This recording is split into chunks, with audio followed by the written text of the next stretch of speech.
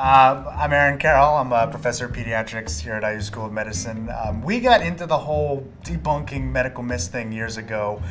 The way I would describe medical myths is they're stories we tell ourselves about our bodies or health or the way that medicine or science towards health works. They're stories that make sense. And they become myths because even when good research proves they aren't true, we continue to believe them. There's a lot of fear in some young parents' advice that if they put them at it and they expose them to the world, that they're more likely to get sick and that this is a long-term problem. There is some mild evidence that shows that, of course, when you put kids in new situations, they do pick up more illnesses, because that just makes common sense, that, if you expose kids to stuff, they will pick it up. What is also true, though, is that it doesn't matter when you do it, that you sort of get the same number of illnesses. If you start putting a child in daycare at 1, they may get more illnesses for a period of time, but that means they'll actually get less illnesses later when they're exposed to those same viruses as when they go to school. Whether they get it sooner or later, no one really knows what the difference is. I can make a good argument, though, that you'd rather have a kid get sick and miss a few days of daycare than to miss a lot of school.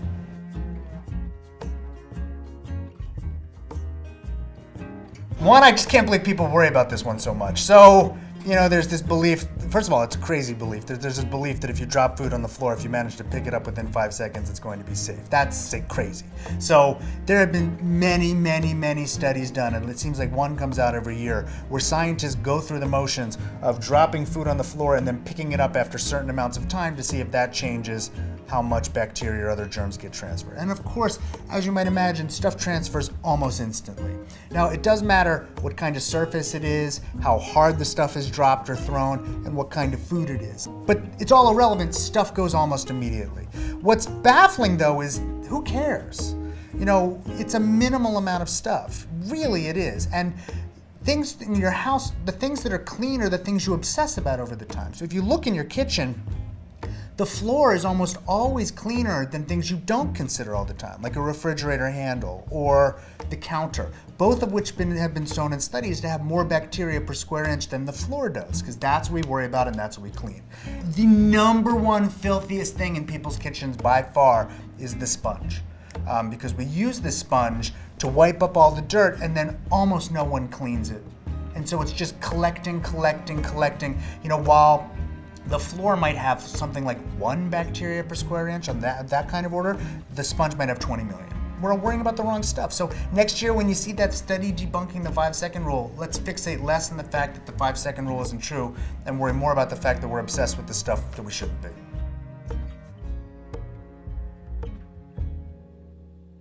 There's this idea that if you sit too close to the TV, somehow your eyesight gets ruined. You cannot ruin your eyesight in this way. Your eyes work by your muscles, pulling and pushing your lens just to keep everything in focus. And those muscles work incredibly hard. It's something on the order of if those muscles were working just as hard in your legs, you'd be walking 50 miles a day. So there's no question that the harder you make them work, the more tired they're going to get.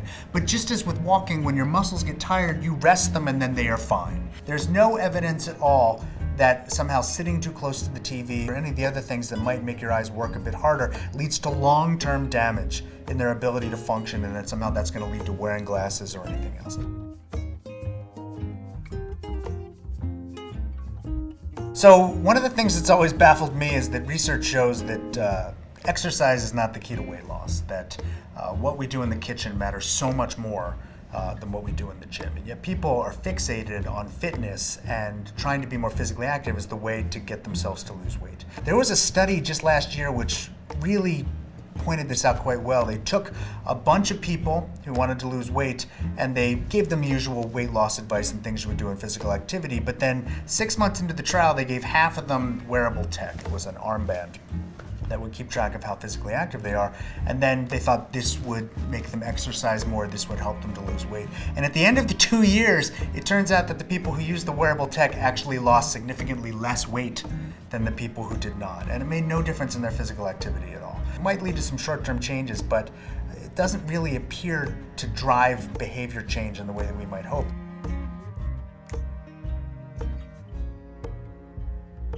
Lots of people believe, and certainly lots of bodybuilding experts and lots of trainers will get into the idea that you really have to start pumping up the protein, especially after you work out.